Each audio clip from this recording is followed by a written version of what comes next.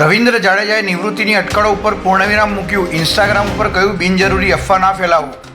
છોટાઉદેપુરમાં અંધશ્રદ્ધાએ હદ વટાવી 5 વર્ષીય બાળકીની બલી આપતા ચકચાર. મનબડોલના પાલેજ ગામની બની ઘટના. લાલુ હિંમત તડવી નામના આરોપીની ધરપકડ.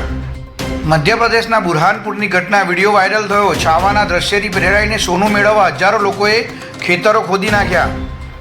દ્વારકામાં ફૂલડોલ ઉત્સવ ઉપર જગત મંદિરમાં આરતીના દર્શનમાં ફેરફાર. 14 માર્ચના રોજ સવારના 6 વાગે શ્રીજીની મંગળા આરતી થશે. બપોરના 1 વાગે મંદિર બંધ થયા બાદ ફૂલડોલ ઉત્સવ શરૂ થશે, જેમાં 1:30 વાગે આ ઉત્સવની આરતી.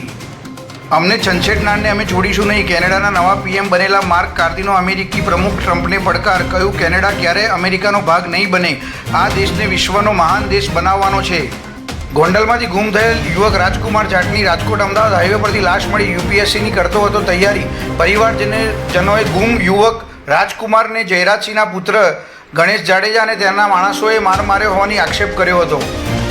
શેર બજારમાં મંદીનો દોર યથાવત. સપ્તાહના પ્રથમ ટ્રેડિંગ દિવસે સેન્સેક્સ 270 પોઈન્ટના ઘટાડા સાથે 74,115 પર બંધ થયો. દિવ્ય બ્રહ્માસ્ત્ર ન્યૂઝ.